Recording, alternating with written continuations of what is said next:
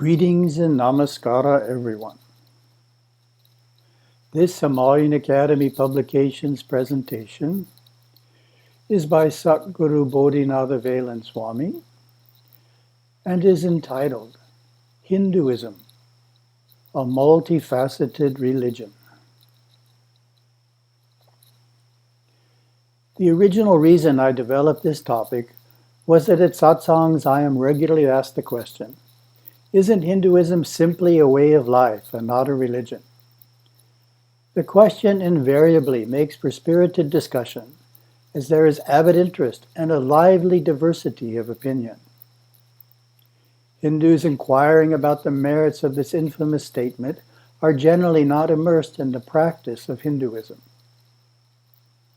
They may have in mind that the sum total of Hinduism is to follow Dharma, to live virtuously and fulfill one's duty, and that there is no need to do more.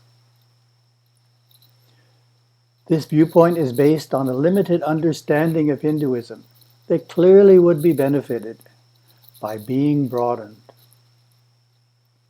Before we look at how to broaden it, let's address the question itself of Hinduism is not a religion, it is a way of life. Years ago, Swami Chinmayananda, founder of Chinmaya Mission, gave a dramatic lecture on the subject. It is currently available on YouTube and is entitled Swami Chinmayananda, Hinduism is a Religion and a Way of Life. Here are key excerpts. Hinduism is not a religion, it is a way of life. You can hear it today in every drawing room wherever youngsters are sitting and discussing Hindu culture and India. You can hear them blabbering this quotation. Hinduism is totally different. It is not a religion. Then what is it? It is a way of life. This is a false statement. No thinking man will accept it or give it any credit at all. What an abominable stupidity is wrapped up in such an attractive sentence. Hinduism is not a religion, it is a way of life. Oh, I see. And Christianity, it is a religion? Oh, so it is not a way of life? What is religion without a way of life? And how can there be a way of life without religion? Think. It is a self-contradiction to say it is not a religion, it is a way of life. If Hinduism is not a religion, it is only a way of life, then Christianity is a religion and therefore no way of life. What is religion without a way of life? Does not a religion guide us in our world, in our life? So it is an empty, high-sounding statement. Swamiji goes on to explain that the notion originated with German Indologists, such as Max Muller, who in the late 1800s translated the word mata as religion. To quote Swamiji, the Germans who first tried to translate our Sanskrit literature unfortunately made a great mistake. They used mata for religion, Buddha mata, the religion of Buddha, Christava mata, the religion of Christ, Muhammadiya mata, Islam. Then they came to Hindu mata and the poor Germans got confused, because in the Hindu religion there are very many mata. It is a composite mata. Mata comes from the Sanskrit word mati, meaning buddhi, intellect. That which is crystallized in the intellect is called a mata. Mata only means an opinion. Hindu religion contains Shankara mata, Ramanuja mata, Madhva mata, various acharyas who have given various viewpoints of life, and the attitudes or the thoughts of the Upanishads, they are all called mata, mata, mata. So the Germans came to the conclusion that Hinduism is not a religion. Then what is it? It is the way of life. End of Swamiji's quote. We trust that Chinmayanandaji has convinced you that Hinduism is a religion and because of that, automatically also a way of life. Let's return to the idea that Hinduism is a multifaceted religion. A broad understanding of Hinduism can be gained by dividing it into 5 major facets. As Hinduism is a multifaceted religion, I stress that to know and practice Hinduism in the fullest sense, one should engage in all the areas it encompasses: dharma, worship, selfless service, philosophical study, and meditation. Together, these 5 make for a complete physical, mental, emotional, and spiritual regimen to follow throughout life. Devotional practice without philosophy can easily turn into superstition. Philosophy without devotion and selfless service can devolve to mere intellectual argumentation and speculation. Taking Hinduism as only a way of life, one misses out on the inner benefits of devotion and philosophy.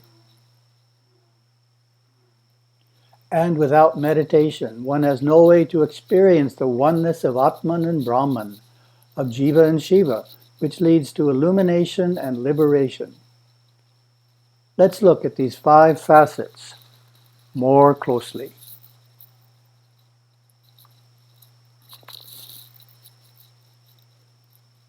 Dharma is the foundation of Hindu religion, as encapsulated in the code of conduct called yamas. Yama means reining in or controlling the base instinctive nature, such as the tendency to become angry and harm others, to lie or manipulate events in our favor, and to steal to acquire something we desire and otherwise could not have. Such expressions of one's instinctive nature need to be harnessed, as actions based on them create negative karma and keep one constantly in an upset state of mind. Dharma also includes a wide array of cultural observances. Seva, selfless service, is the next facet of Hindu practice. Many individuals provide support through giving a monetary donation to a religious or other nonprofit organization. While it is easy to open your wallet or purse and give, say, $50, selfless service offers a more serious commitment, requiring the sacrifice of one's time. Selfless service need not be limited to the temple. It can be done at work, at school, wherever we are in the world. Devotional practices, such as attending puja at a temple, going on pilgrimage, conducting puja in one's home shrine, and repeating a mantra on japa beads, deepen humility and raise the subtle energies to the higher chakras of cognition and divine love. Scriptural study builds a firm foundation of philosophical clarity, an accurate understanding of God, souls, and world that enhances and informs every aspect of one's life. Such study includes the Vedas, Agamas, the texts of one's denomination, and the teachings of the saints and sages of one's guru lineage. Choice of study material should be in consonance with one's sectarian philosophy. For example, if one's lineage is Advaitic, that study should be reinforced the idea that we are already one with God, that nothing has to happen for this to be true. Meditation and other yogic sadhanas, the 5th aspect of Hinduism, are the doorway to personal realization. Meditation can propel the individual beyond philosophical concepts about divinity to actual experience of those truths. This can be compared to reading about the taste of a ripe, juicy mango versus actually taking your first bite.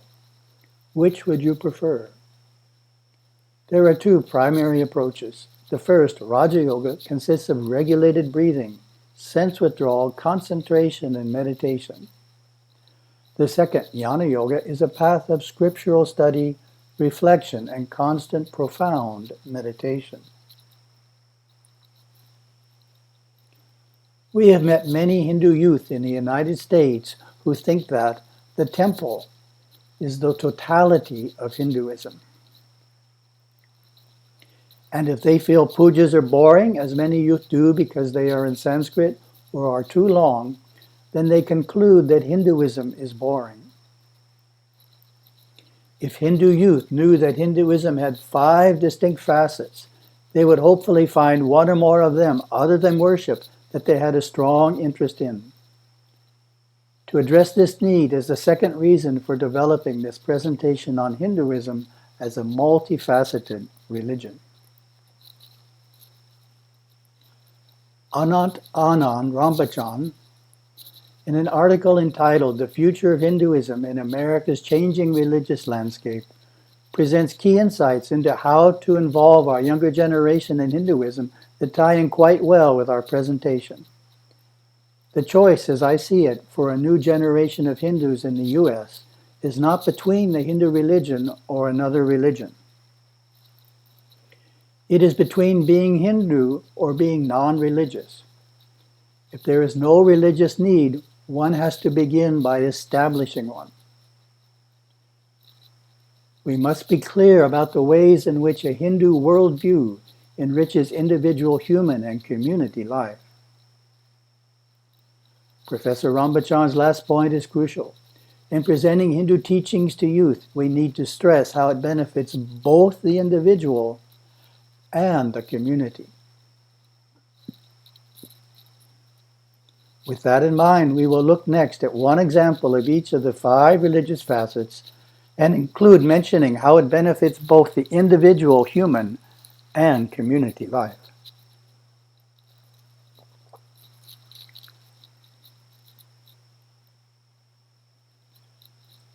As non-injury, Ahimsa is the first and foremost ethical principle of every Hindu. We have chosen it as our example for the facet of Dharma. The Mahabharata extols its importance by saying, Ahimsa is the highest Dharma. It is the highest purification. It is also the highest truth from which all Dharma proceeds. The world has changed significantly in the aftermath of September 11, 2001. Everyone has become more aware and increasingly appalled by the rampant incidents of brutality occurring worldwide every month. A great deal of violence is based upon the concept of the strategic necessity of retaliation, an eye for an eye. If they kill one of us, we must kill one of them. Contrarily, Hindus view retaliation as unwise. Gandhi made an insightful statement to counterpoint the call for revenge. He warned, an eye for an eye will make the whole world blind. He also declared, I object to violence because when it appears to do good, the good is only temporary. The evil it does is permanent. Mahatma Gandhi's strong belief in the Hindu principle of Ahimsa and his nonviolent methods for opposing British rule are well known throughout the world. The nonviolent approach has consciously been used by others as well. Certainly one of the most well-known exponents of nonviolence was Dr. Martin Luther King.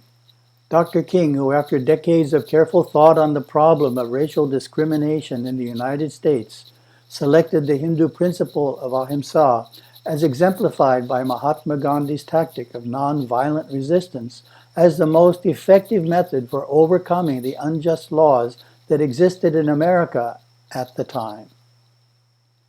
In 1959, Dr. King even spent 5 weeks in India, personally discussing with Gandhi's followers the philosophy and techniques of nonviolence to deepen his understanding of them before putting them into actual use.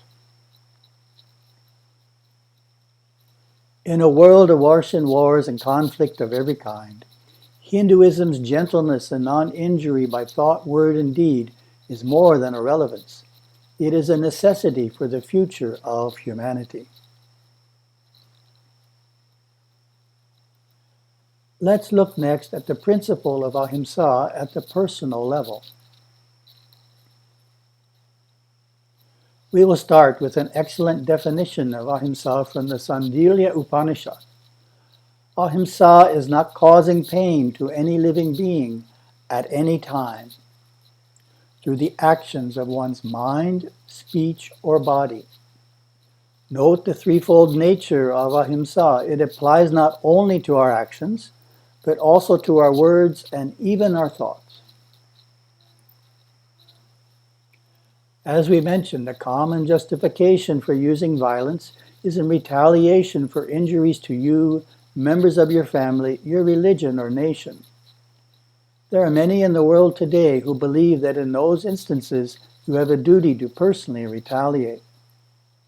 However, Hinduism does not support the idea of such retaliation. In fact, Hinduism's oldest scripture, the Rig Veda, speaks against it. Return not blow for blow, nor curse for curse. Neither meanness for base tricks. Shower blessings instead. Specifically, rather than retaliation, Hinduism favors using society's established channels for finding a remedy. Let's take as an example a common movie plot. Someone shoots and kills your brother during a robbery, and the rest of the film is devoted to you chasing down the robber and shooting him in revenge. What then happens in the next life, the sequel? There is definitely a negative karma to be faced for killing in revenge. Perhaps another robbery will take place, and you will be killed. Better to let the police take care of the robber. The policeman has taken an oath to uphold the law and therefore creates no negative karma if in capturing the criminal he has no choice but to injure him. There are two philosophical principles which form the basis for Ahimsa. The first is the law of karma, specifically the knowledge that if we harm another, we will be harmed in the future, is a powerful motivation to refrain from violence.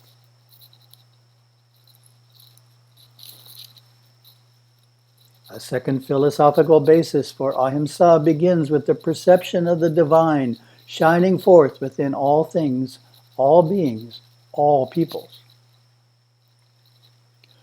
When we see the divine in someone, we naturally do not want to hurt them. Hindus even see the divine within people that are acting in evil ways, criminals, terrorists, and therefore do not want to hurt them either. What we can guard against is taking on the Western perspective that some people are intrinsically evil, the enemy, and therefore it is all right to treat them in a different way than those who are intrinsically good. Of course, the law of karma does not distinguish between hurting an enemy or hurting a friend.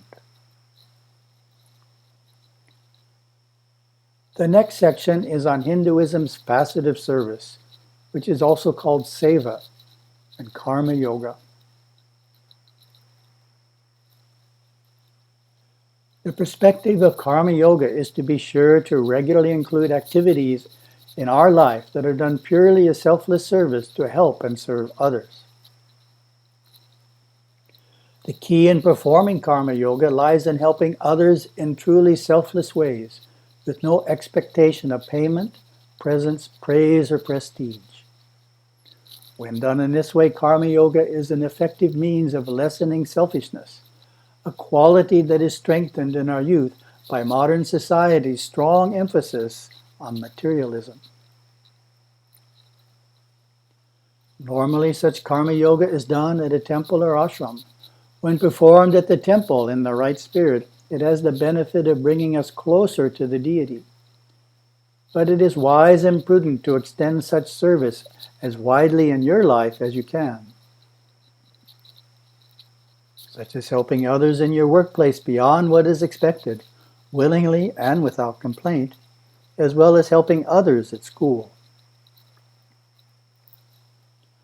This counteracts the instinctive tendency to only serve ourselves, to promote our own goals and career, and to help others only begrudgingly, which ultimately makes us a lonely, unhappy, limited person.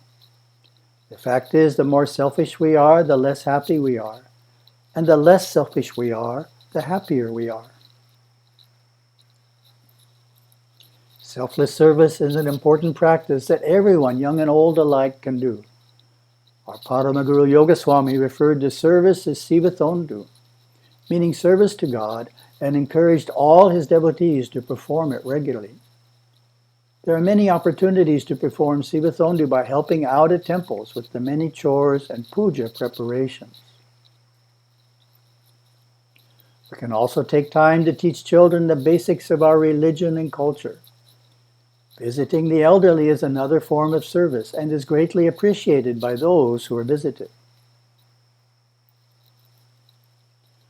Parmukh Swami Maharaj of BAPS counseled his followers in the aftermath of the 2001 Gujarat earthquake. When people are facing difficulties and sorrows, our Indian tradition is to offer them solace. We feel that by serving the human beings, we serve the Lord Himself. Hindu humanism is another name for karma yoga. Knowing that Hinduism has its own form of humanism helps ward off the influence of secular humanism that Hindus face when they attend university.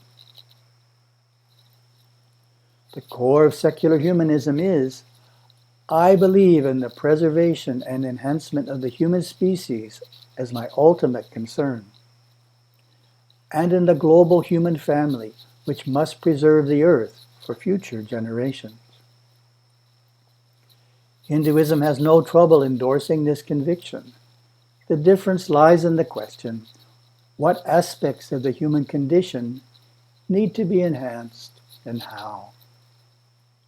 Hinduism accepts the secular humanist values and adds what it considers the essential purpose of human life: spiritual advancement, moving closer and closer to God, which for monists is one's innermost divine self, over a span of many lifetimes. Selfless service is also an important practice for parents to involve their children in regularly. Parents are naturally focused on making sure their children are as successful in life as possible, which is good. Unfortunately, some Hindu parents feel that it would be a waste of time for their children to help out occasionally in volunteer work. This, of course, is not based on the concept that work can become worship, and that volunteer work is an important part of that shift in perspective. Therefore, to impress the importance of selfless service in the minds of children, children need to spend time regularly helping others.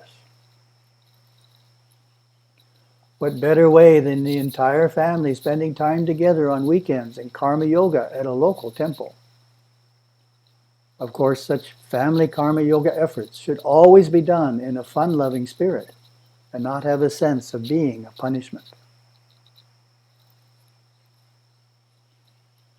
A young man studying my Guru's teachings ran across the statement that we must perform our duty to our community and asked me what it meant. He really had no idea to what it referred.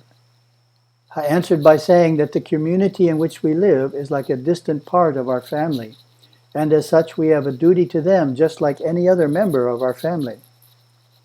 We need to devote part of our time and financial resources in helping solve community problems, such as providing food and clothing to the poor, providing volunteers for after-school programs, and so on. I also added that he could encourage the temple itself to have social outreach programs once a year. I would like to share one last story about community service, which I saw a few years ago on television, which relates to relief work in New Orleans, a city in which a large number of families lost their homes due to flooding after Hurricane Katrina. The television story was about a good-sized group of college students who during school breaks all traveled as a group to New Orleans, lived in simple conditions for about a week, and during the day helped repair a number of the damaged homes. The interesting part was the testimony of the youth at the end of the segment. The common theme in all their statements was they had never done anything like this before, were quite surprised at how good it made them feel, and hope to have an opportunity to volunteer again and do more of this rebuilding work in the near future. These stories illustrate the need to train our children and youth in the fullest meaning of Dharma, which includes duties to the community in which we live, ideally by having them participate in volunteer programs with their parents and other youth to provide help to the broader community, and in so doing benefit themselves as well by the upliftment that is automatically felt when helping others.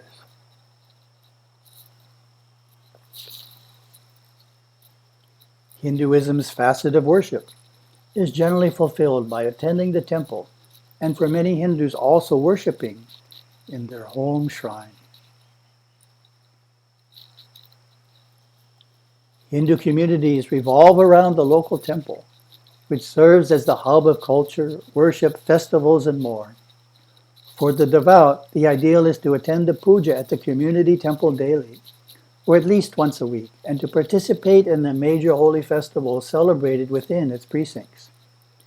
This allows us to experience the blessings of God and the gods regularly, and to enjoy frequent fellowship with other devotees. A Hindu temple's divinic rays have the power to transform the course of karma, open inner doors to new opportunities, assuage long-held hurts, and provide inner visions equaling the fullness of devotion. Regular worship at the community temple deepens our humility and our devotion to God. It also purifies and lifts our energy into the higher chakras. Attending pujas at a temple purifies the mind through the exchange of prana, an aspect of puja and homa that is not often discussed. Puja is a process of giving prana to the deity through offerings of fruit, cooked foods, water, incense, fragrant flowers, and milk.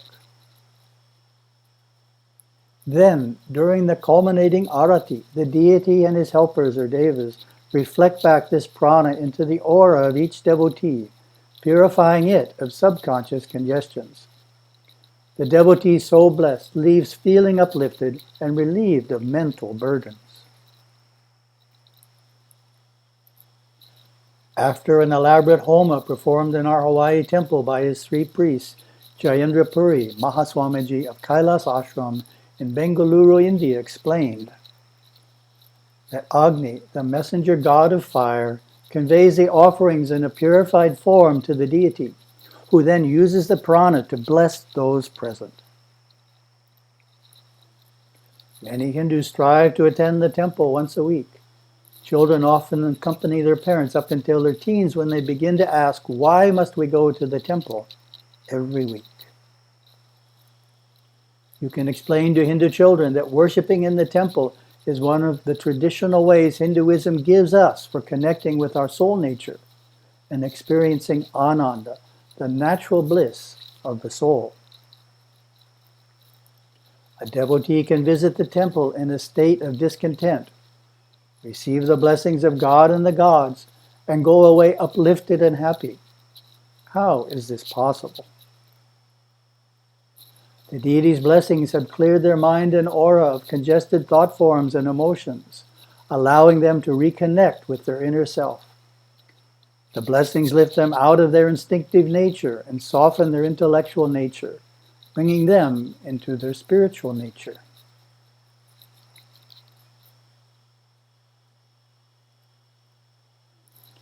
Teach children to go to the temple and place their problems at the feet of the deity, to bring offerings and talk to the deity about their unhappiness, just as if they were talking to a friend in this physical world.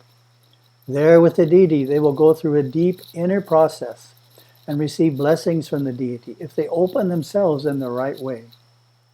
They may find that when they leave the temple, they can't remember what the problem was. That's a sign of success.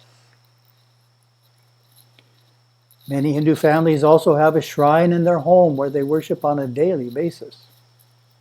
Certainly, the ideal Hindu home centers around the home shrine, a special room set aside and maintained to create a temple-like atmosphere, which holds us close to our spiritual goals and practices. In this holy space, we conduct puja, read scripture, perform sadhana, sing bhajana, and do japa. Here we can always feel the presence of God and the gods, whom we honor especially in the morning and evening and before meals, which we offer to them before we partake.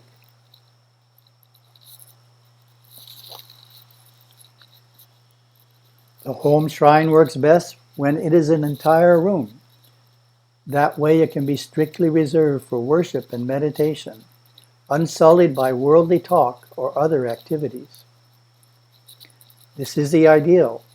However, when that is not possible, it should at least be a quiet corner of a room and more than a simple shelf or closet. Make the shrine a refuge for all family members, where they can find peace and solace, where they can connect with the gods and offer their praise, prayers, and practical needs. To summarize this facet, the temple, of course, first benefits the individual attending by bringing to him or her more peace of mind. This naturally leads to increased harmony in the home, particularly when there is a home shrine with daily worship, as well as leads to greater tolerance in the community.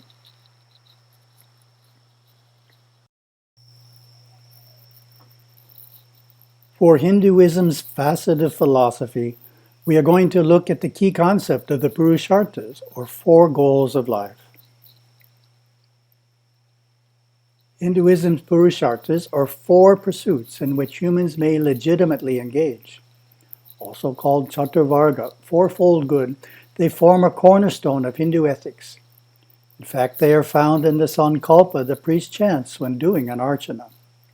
Dharma Artha, Kama Moksha, Chaturvidya Pala Purushartha Siddhyartham, meaning may you attain the fulfillment of each of these four goals.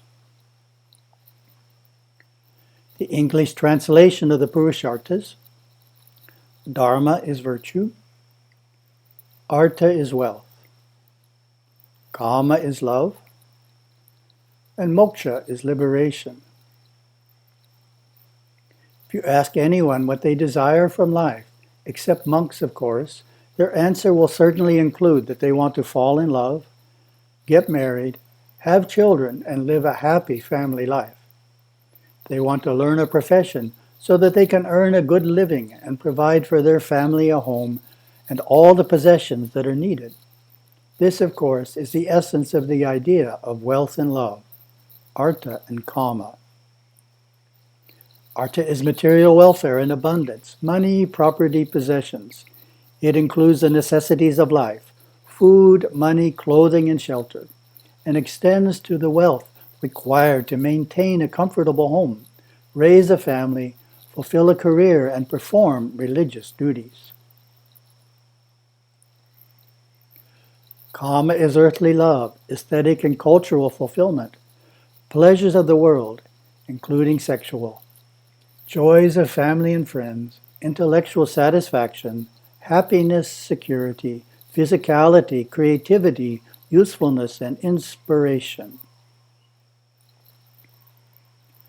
The next goal of life, virtue or dharma in Sanskrit, relates to how we pursue wealth and love. If we acquire our wealth honestly, and if we are loyal to our spouse, we are pursuing them in a virtuous or dharmic way. We may take for granted that this will be the case. However, it is not. The Satyam computer services scandal a few years ago in India shows that businessmen can get off track and in their enthusiasm to make a profit, may do so in dishonest and fraudulent ways.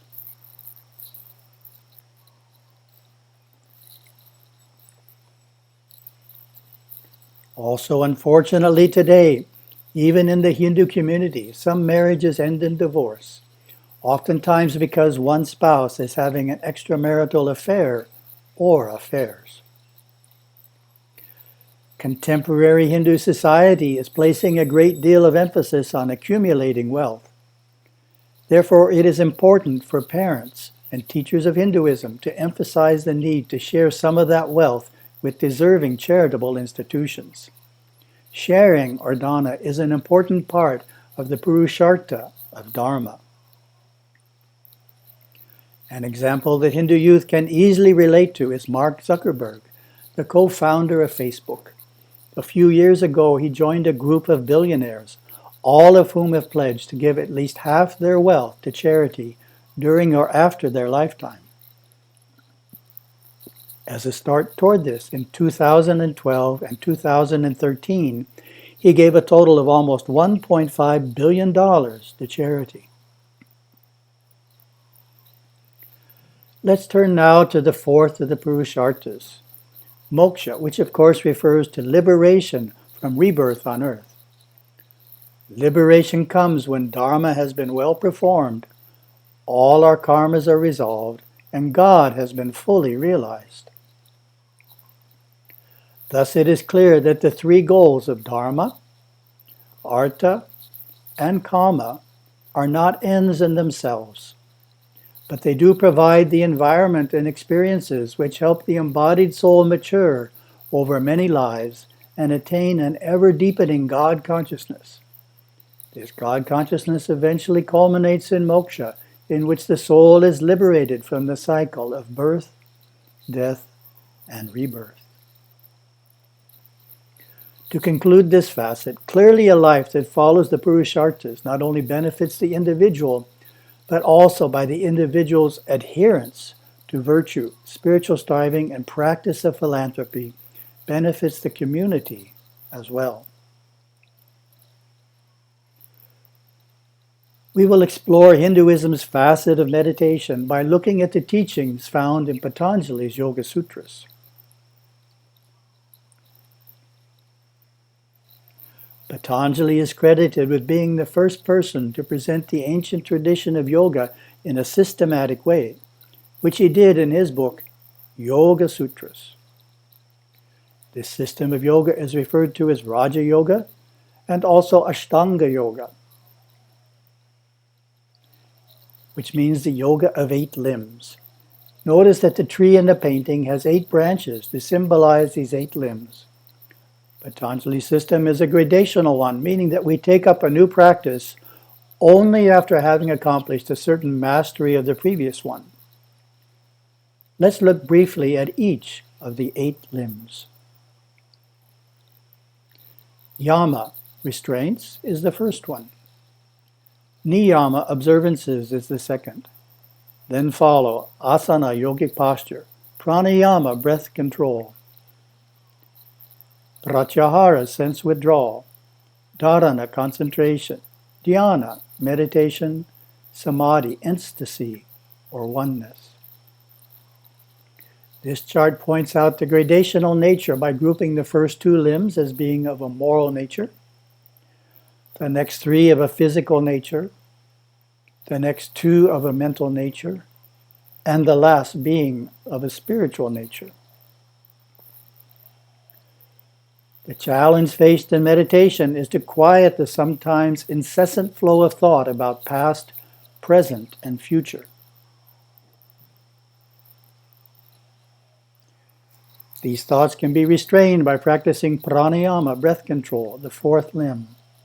A simple intermediate level technique is to breathe in for 9 counts, hold for 1 count, breathe out for 9 counts, and hold for 1 count. After breathing in this way for a few minutes, your thinking process will naturally calm down.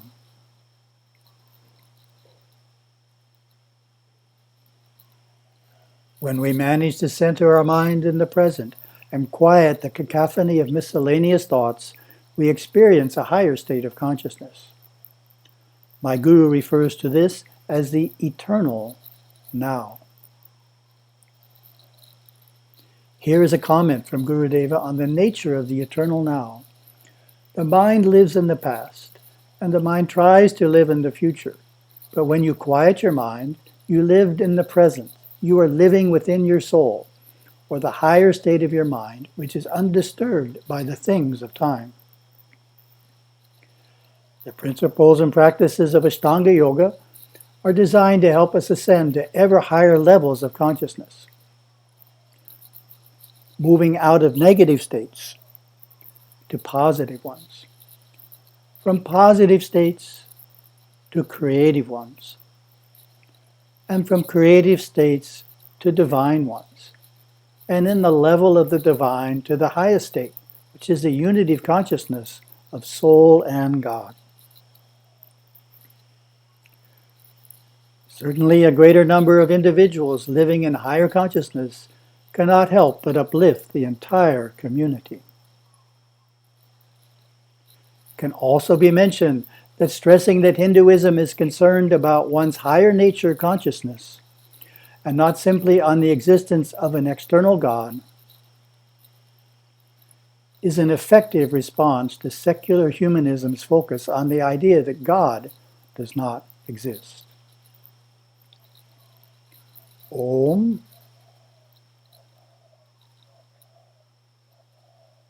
Shanti Shanti Shanti